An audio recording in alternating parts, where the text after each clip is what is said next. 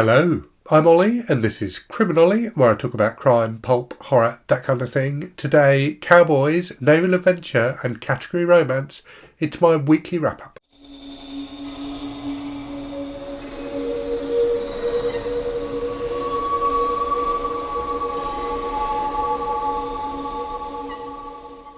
So this video will go up slightly later than normal on Saturday. The reason for that is at 5 PM UK time, my normal Saturday slot, I'm doing a live stream with Joanna from Joanna Reads and Brian from Bookish. So really looking forward to that. I'm filming this clearly before I do that live stream, so hopefully it has gone well.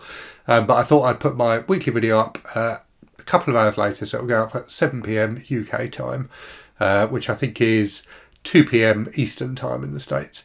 So yeah, slightly later than normal. So if people are watching that live stream, they can watch that and then watch my weekly wrap up, if that makes sense. So I've got 5 books to talk to you about today. So 5 things I've finished this week, and that takes me to 82 books read on my my 100 book challenge, my Read What You Own challenge. So I was hoping I might finish that in June. Clearly, I don't think that's going to be the case anymore. But I'm having fun with it anyway.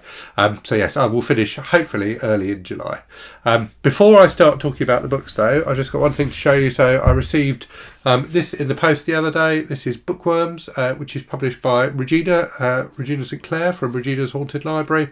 So a really fun little kind of fanzine type thing. I think it's got a little bit of fiction in it, a little bit of non-fiction. It's got puzzles and things like that. It's really entertaining. I'll leave a link in the description to where you can order Bookworms. I haven't had a chance to read this one yet, but really looking forward to it. Right, so let's talk about the books I've read this week, and then when I've done that, I will, as usual, talk about what's been on the channel and what's coming on the channel. So yeah, 5 things finished this week. The first of those was Saga Volume 5 by Brian K. Vaughan and Fiona Staples. So this fantastic sci-fi comic book series I'm reading continues to just be really entertaining, slightly satirical, full of heart, full of like excitement and adventure and stuff like that. So really enjoying Saga. I won't talk about it too much depth because I'm talking about it in a number of different videos as I'm reading through the series, so I don't want to repeat myself too much. So after that, I read for June on the Range, Slaughter Road by George D. Gilman, which was the 22nd in the Edge series. This was very silly but quite fun. I particularly enjoyed the opening of this. So it starts with Edge, the hero of the series, who's normally like out in the Badlands, waking up in a hotel in San Francisco with a terrible hangover, not really being able to remember what happened the night before, which was an unusual start for an Edge book. So I really enjoyed that. After that, it becomes a bit silly. So it's about an art heist. So there's a lost Leonardo da Vinci painting that's being auctioned in San Francisco, and Edge gets involved with this gang of detectives who are trying to find out what's happened to him when it goes missing. So it was a bit silly, as these Edge books sometimes are, particularly because the George D. Gilman chose to give the detective characters the name of like real fictional detectives, if that makes sense. So there was like a Marlowe and a Hammer and things like that. So very silly, but reasonably entertaining, and did have some really good action sequences actually. After that, I read Mr. Midshipman Hornblower by C.S. Forrester. So I was reading this for June on the Range, despite the fact it's not a Western. My rationale being that I was thinking that kind of British naval adventure stories are kind of the British equivalent of Western. So that kind of style of popular historical fiction, which in some ways speaks to kind of the national character. And I think, I'm not entirely sure that theory was borne out by this book, but I think it kind of was, in that there's definitely a very well established class structure in the Hornblower books. This book is the first in the series chronologically. So not the first that Forrester wrote, but in terms of Hornblow's life, it's the first one.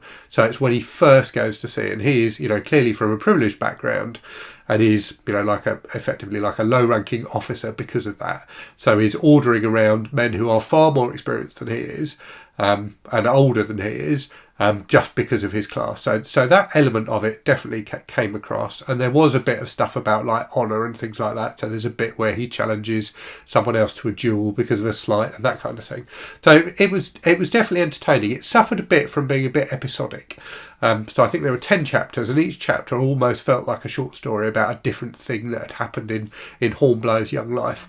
And I wonder if that's because Forrester was going back to the beginning again with this character and wanted to establish certain things about his character that then feed into the rest of the series. So it did suffer from being a little bit episodic, but I still really enjoyed it. It was exciting. It was atmospheric. Hornblower himself is a really appealing character.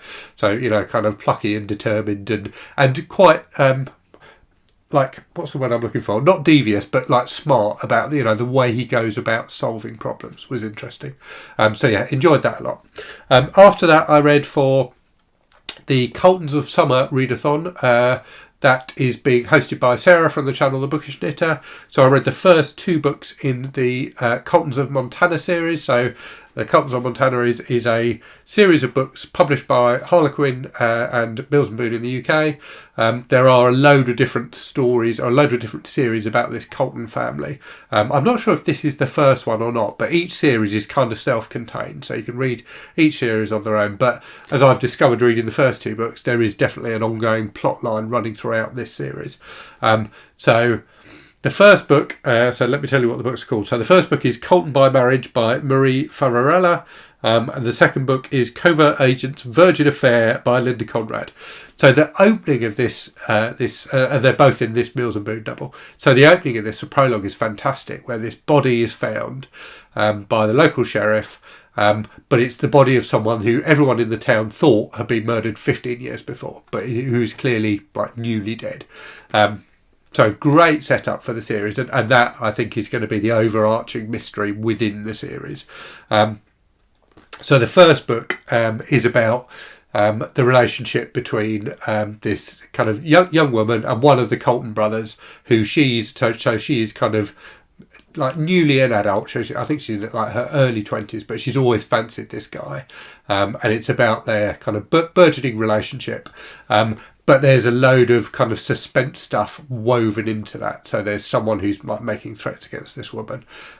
You've also got the beginnings of the investigation into the discovery of this body kind of running along in the background. So I enjoyed it. I didn't love it, but I enjoyed it. It was kind of entertaining. It moved at a decent clip, and there was a decent balance between the romance and the suspense side of things. I liked the second book more. So Covert Agent's Virgin Affair. So in this one, there's an FBI agent who's come to town, and he's come to town to investigate the crime from the first book. But he's undercover, and he meets this librarian, this kind of mousy librarian who is in her late 20s but still a virgin. He meets her and deliberately seduces her because he kind of needs to for this case. But then naturally they end up falling in love. This one I think I preferred in terms of that it felt like there was more tension in the romance because of the fact that he had deceived her at the start. So that's always an interesting setup for a romance, and you've got that kind of romantic tension of what's she going to do when she finds out about it. It was very steamy as well. It was much steamier than the first book. And the kind of suspense mystery type element was well done as well. So enjoyed that one a lot. I'm looking forward to reading the next 2 books in the Colton series, which we'll be doing for this readathon in July. So we've done 2 in June, 2 in July, and then the final 2 in August. So yes, had fun reading that. And I'm currently reading The Watchers by John Steele. So this is the pick for the Criminology Book Club this month. I'm enjoying it, but I'm not loving it. So I'm about 3/4 of the way through. I can't tell you too much about it without spoiling it. But essentially, it's kind of a thriller, but with horror, kind of fantasy horror elements to it, I'd say. And it centres around these 3 characters in Switzerland. So one is a British PI who's gone over there to work a case. One is this high class sex worker, and one is a guy who works in one of the cathedrals, like looking after the bells and things like that. And there is this kind of ongoing mystery going on that all 3 of them end up being involved in.